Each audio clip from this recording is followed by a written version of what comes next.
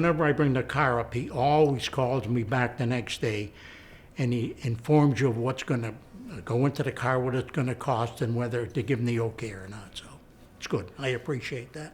Yeah, you bring it in for a brake job, and they say, well, because they always give it an inspection anyways, and they'll come up if there's something else you want it done, and I'd say, yes, if it's got to be done, I want the car right. So he does it. But he says, whatever we do is guaranteed, and so far, he's been right up front with it. The place is based on the integrity of it and the people that are working there.